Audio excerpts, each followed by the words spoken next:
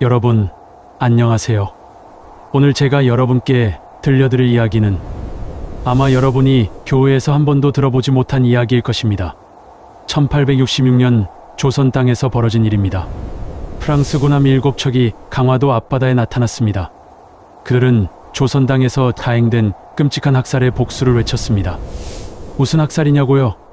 바로 천주교 신자 8,000명이 한꺼번에 처형당한 병임박해였습니다. 8,000명입니다. 여러분, 상상이 되십니까?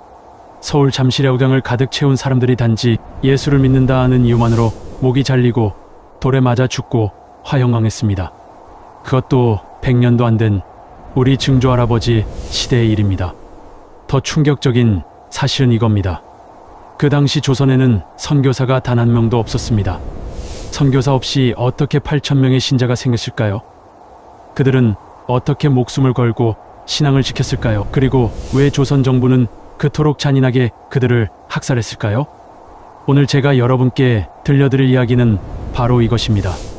세계 종교사에서도 유래를 찾기 힘든 선교사 없이 자생적으로 탄생한 조선 천주교의 기적 같은 이야기, 그리고 그 피 위에 세워진 한국 기독교의 놀라운 역사입니다. 혹시 일요일 아침에 교회 가시는 분들 계십니까? 아니면 성당 다니시는 분들? 한국에는 현재 기독교 신자가 약 1200만 명입니다. 전체 인구의 4분의 1이 넘습니다. 세계에서 두 번째로 큰 교회, 여의도 순복음교회가 있는 나라. 선교사를 가장 많이 파송하는 나라 2위. 이게 바로 대한민국입니다. 불과 250년 전만 해도 이 땅에는 기독교가 없었습니다. 아니, 정확히는 금지되어 있었습니다. 기독교를 믿으면 삼족이 멸한다는 법이 있었습니다. 할아버지가 세례를 받으면 손자까지 죽었습니다. 이게 무슨 말일까요? 우리는 지금 당연하게 종교의 자유를 누리고 있지만 우리 조상들에게 예수를 믿는다는 것은 곧 죽음을 선택한다는 것과 같았습니다. 1784년 이승훈이라는 양반이 중국 베이징에서 세례를 받고 돌아옵니다. 그는 조선 최초의 세례받은 신자가 됩니다. 그리고 명동 성당 자리에 있던 한 양반 집에서 몇몇 사람들과 함께 미사를 드립니다. 이것이 한국 천주교의 시작입니다. 선교사도 없이 성경책 몇 권과 교리서만 가지고 스스로 공부하고 스스로 세례를 주고받으며 시작된 신앙 공동체. 세계 천주교 역사에서 이런 경우는 단 한 번도 없었습니다. 바티칸 교황청도 깜짝 놀랐습니다. 선교사를 보내지도 않았는데 어떻게 신자가 생겼지? 이게 얼마나 대단한 일인지 아십니까? 하지만 여기서 문제가 발생합니다. 왜 조선 정부는 천주교를 그토록 탄압했을까요? 단순히 서양 종교라서 아닙니다. 그보다 훨씬 복잡하고 심각한 이유가 있었습니다. 첫 번째, 조상제사 문제였습니다. 천주교는 우상숭배를 금지합니다. 조상 신주 앞에 절하는 것을 우상숭배로 봤습니다. 그런데 조선은 유교 국가입니다. 조상제사는 단순한 종교의식이 아니라 나라의 근간이었습니다. 왕도 조상에게 제사 지냅니다. 모든 양반가도 제사를 통해 가문을 유지했습니다. 조상제사를 안 지낸다는 것은 조선 사회 전체를 부정하는 것이었습니다. 두 번째, 더 심각한 문제는 신분제 파괴였습니다. 천주교는 하느님 앞에 만인은 평등하다고 가르쳤습니다. 양반과 상놈이 똑같다. 주인과 노비가 형제자매. 이건 조선 사회의 뿌리를 흔드는 혁명적 사상이었습니다. 실제로 초기 천주교 공동체에는 양반, 중인, 상민, 노비가 함께 모여 미사를 드렸습니다. 양반 영감이 노비에게 형제님이라고 불렀습니다. 이게 양반들 눈에 어떻게 보였겠습니까? 세 번째, 정치적 위협이었습니다. 천주교는 교황의 권위를 인정합니다. 조선 왕보다 로마 교황이 더 높다. 이건 반역주였습니다. 게다가 천주교 신자들은 하느님의 법이 왕의 법보다 우선한다고 주장했습니다. 정조 임금은 이렇게 말했습니다. 천주교는 단순한 종교가 아니다. 이것은 나라를 뒤엎으려는 사상이다. 1791년 시내박해가 터집니다. 윤지충과 권상현이라는 양반이 아버지가 돌아가셨는데 신주를 불태우고 제사를 지내지 않았습니다. 둘 다 참수당했습니다. 이것이 한국 천주교 최초의 순교입니다. 그리고 1801년 신유박해, 정약종, 이승훈 등 수백 명이 처형됩니다. 다산 정약용의 형제들이 모두 죽거나 유배를 합니다. 1839년 기해박해 조선 최초의 신부 김대건의 스승들이 처형됩니다. 1846년 김대건 신부 본인이 순교합니다. 25세였습니다. 그리고 1866년 병인박해 8,000명 학살.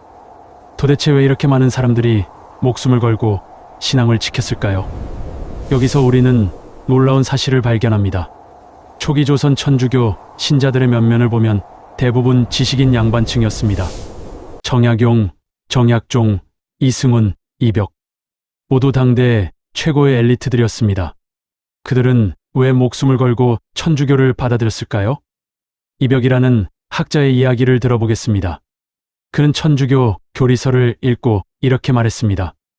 유교는 현세의 도덕만 말하지 사후 세계에 대해서는 침묵한다. 불교는 윤회를 말하지만 개인의 영혼은 사라진다. 그런데 천주교는 인간 하나하나의 영혼이 영원하다고 말한다. 이것이 진리다. 이승훈은 이렇게 고백했습니다. 나는 양반으로 태어나 노비를 부렸다. 하지만 그들도 나와 똑같은 영혼을 가진 존재라는 것을 알았다. 나는 죄인이다. 그래서 천주님께 용서를 구한다. 정약종은 순교 직전 이렇게 말했습니다. 나는 조상 제사를 지내지 않았다. 하지만 조상을 버린 것이 아니다. 조상도 하나님의 자녀이기 때문에 하느님께 기도하면 조상도 구원받을 수 있다고 믿는다. 여러분, 이해가 되십니까? 그에게 천주교는 단순한 종교가 아니었습니다. 그것은 새로운 세계관이었습니다. 신분제가 지배하는 조선 사회에서 모든 인간이 평등하다는 진리, 현세의 고통이 전부가 아니라 영원한 생명이 있다는 희망, 특히 여성과 노비들에게 천주교는 해방이었습니다. 강완숙이라는 여성이 있었습니다. 양반 집안의 며느리였지만 천주교에 입교한 후 자신의 집을 교회로 내놓았습니다. 그녀는 여성이면서도 공동체의 지도자가 되었습니다. 조선시대에 여성이 남성들 앞에서 가르치고 이끄는 것 상상이나 할 수 있었겠습니까? 김대건 신부의 아버지 김재준도 순교했습니다. 그는 처형되기 전 이렇게 말했습니다. 나는 아들이 신부가 된 것을 자랑스럽게 생각한다. 내 아들은 조선 사람 최초로 하느님의 제사장이 되었다. 나는 기꺼이 죽는다. 그리고 1866년 대원군의 박해가 시작됩니다. 프랑스 선교사 9명과 조선인 신자 8,000명이 죽었습니다. 베른의 주교는 군인들에게 이렇게 말했습니다. 신자들을 살려주고 나만 죽여라. 하지만 대원군은 뿌리까지 뽑아야 한다며 대학살을 명령했습니다. 그런데 놀라운 것은 박해가 끝난 후에도 신자들이 남아 있었다는 겁니다. 1886년 조불소 조약으로 종교의 자유가 허용됩니다. 그때 남아있던 신자가 1만 7천 명이었습니다. 8천 명이 죽었는데 1만 7천 명이 남았다는 것은 무엇을 의미할까요? 죽음의 위협 속에서도 신앙은 계속 전파되고 있었다는 것입니다. 자, 이제 개신교 이야기를 해보겠습니다. 1884년 알렌이라는 미국인 의사가 조선에 들어옵니다. 공식적으로는 의사이지만 실제로는 선교사였습니다. 그는 광해원 지금의 세브란스 병원을 세웁니다. 1885년 언더우드와 아펜젤러 선교사가 입국합니다. 같은 해 이화학당과 배제학당이 설립됩니다. 천주교와 다른 점이 보이십니까? 천주교는 탄압 속에서 은밀하게 커졌지만 개신교는 병원과 학교를 통해 공개적으로 들어왔습니다. 왜 그랬을까요? 시대가 바뀌었기 때문입니다. 1876년 강화도 조약 이후 조선은 문호를 개방했습니다. 서양 문물이 들어오고 있었습니다. 고종임금은 서양의 힘을 인정하고 있었습니다. 게다가 선교사들은 의료와 교육을 제공했습니다. 언더우드는 조선어를 배워 성경을 번역했습니다. 아펜젤러는 학교를 세워 신교육을 시작했습니다. 알렌은 영성왕후의 신임을 얻어 왕실의 주치의가 되었습니다. 하지만 개신교의 진짜 폭발적 성장은 다른 이유 때문이었습니다. 1907년 평양 대부흥 운동입니다. 장대현 교회에 수천 명이 모였습니다. 사람들이 자신의 죄를 고백하며 통곡했습니다. 회개의 물결이 한반도 전체를 휩쓸었습니다. 이것을 평양 오순절이라고 부릅니다. 왜 이런 일이 일어났을까요? 1905년 을사늑약, 1907년 고종 황제 강제 퇴위. 나라가 무너지고 있었습니다. 백성들은 절망했습니다. 유교도 답을 주지 못했고 조정도 무능했습니다. 바로 그때 개신교는 희망을 주었습니다. 하나님이 우리를 버리지 않으셨다. 회개하고 돌아오면 하나님이 이 나라를 다시 세우실 것이다. 이 메시지가 사람들의 마음을 사로잡았습니다. 1910년 나라가 망했습니다. 하지만 교회는 살아남았습니다. 아니, 오히려 더 성장했습니다. 일제시대 교회는 민족의 피난처가 되었습니다. 백오인 사건을 아십니까? 1911년 안학사건이라고도 부릅니다. 데라우치 총독 암살 미수 사건으로 기독교 지도자 105명이 체포되었습니다. 대부분 억울하게 누명을 썼지만 일제는 기독교를 경계했습니다. 왜냐하면 교회가 독립운동의 온상이 되고 있었기 때문입니다. 1919년 30일 운동 민족 대표 33인 중 16명이 기독교 지도자였습니다. 손병희 같은 천도교 지도자도 있었지만 절반이 기독교인이었습니다. 전국 방방곡곡에서 교회 종이 울렸습니다. 대한독립 만세, 일제는 교회를 불태웠습니다. 제한미교회 학살 사건, 일본군이 교인들을 교회에 가두고 불을 질렀습니다. 29명이 타 죽었습니다. 하지만 교회는 없어지지 않았습니다. 1930년대 신사참배 문제가 터집니다.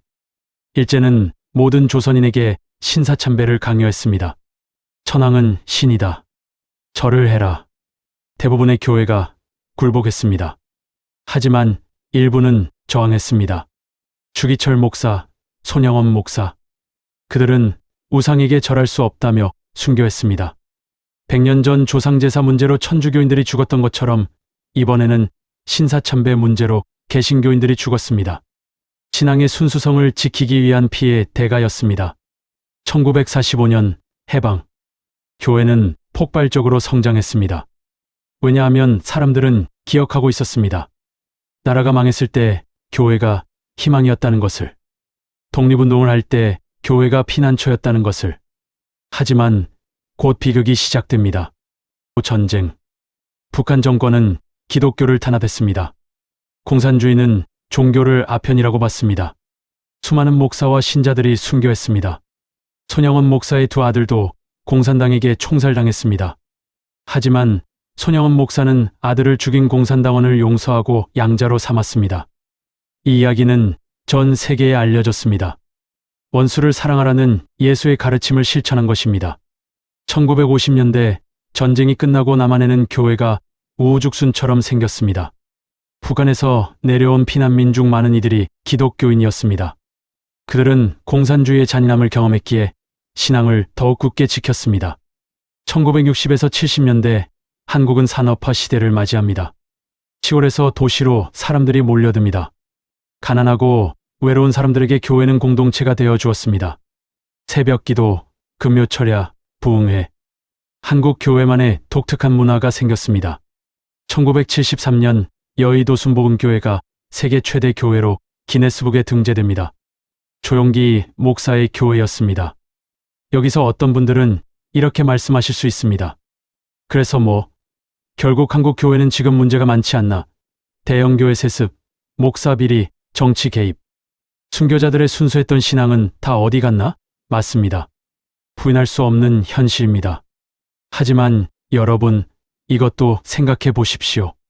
한국 교회가 완벽하지 않다는 것은 한국 교회가 인간으로 이루어졌다는 증거입니다. 초대 교회부터 그랬습니다. 베드로도 예수를 부인했고 바울도 교회들과 싸웠습니다. 중요한 것은 역사를 통해 배우는 것입니다. 순교자들은 왜 목숨을 걸었습니까? 권력 때문이 아니었습니다. 돈 때문이 아니었습니다. 진리를 발견했고 그 진리가 사람을 자유롭게 한다고 믿었기 때문입니다. 오늘날 한국 교회가 회복해야 할 것이 바로 이것입니다. 권력이 아닌 섬김, 교회 건물이 아닌 공동체, 성공이 아닌 희생의 정신. 그리고 한 가지 더, 한국 기독교는 여전히 세계에 영향을 미치고 있습니다. 한국은 미국 다음으로 선교사를 많이 파송하는 나라입니다. 약 2만 명의 선교사가 전 세계에서 활동하고 있습니다. 아프리카, 중동, 중앙아시아. 위험한 곳에서도 한국 선교사들은 목숨을 걸고 복음을 전하고 있습니다. 왜일까요? 우리 조상들이 받은 것을 나누려는 것입니다. 250년 전 중국에서 책 몇 권 가지고 시작된 신앙이 피와 눈물을 통과하여 이제는 온 세상으로 흘러가고 있는 것입니다. 오늘 우리가 함께 돌아본 한국 기독교 250년의 여정은 단순한 종교사가 아니었습니다. 이것은 한 민족의 영적 여정이었습니다. 1784년 이승훈이 베이징에서 세례받고 돌아온 그날부터 2024년 오늘까지 이 땅의 기독교는 한국인의 피와 땀과 눈물로 만들어졌습니다. 8,000명의 순교자, 일제시대의 저항, 전쟁 속의 희망, 산업화 시대의 위로, 그리고 지금 21세기 한국 교회는 새로운 도전 앞에 서 있습니다. 세속화, 물질주의, 개인주의. 오늘날의 우상들은 250년 전처럼 칼로 위협하지 않습니다. 그보다 더 교묘하게 편안함으로 유혹합니다. 하지만 역사는 우리에게 가르쳐 줍니다. 진리는 편안함 속에서 발견되지 않습니다. 진리는 대가를 요구합니다. 희생을 요구합니다. 그리고 그 대가를 치를 때 진정한 자유와 생명을 얻게 됩니다. 여러분이 교회를 다니든 안 다니든 이 역사는 여러분의 역사입니다. 왜냐하면 이것은 한국인의 정신사이기 때문입니다. 순교자들이 흘린 피는 이 땅을 적셨고 그 씨앗에서 자라난 나무가 오늘 우리에게 그늘을 주고 있습니다. 그 그늘 아래서 우리는 다시 질문해야 합니다. 나는 무엇을 위해 살 것인가? 나는 무엇을 위해 희생할 것인가? 250년 전 조상들이 답했던 그 질문을 오늘 우리도 답해야 합니다. 여러분, 오늘 영상이 도움이 되셨다면 구독과 좋아요 부탁드립니다. 그리고 알림 설정해 주시고 댓글로 여러분의 생각을 나눠주세요. 다음 시간에도 한국 역사에 숨겨진 진실을 파헤쳐 보겠습니다. 감사합니다.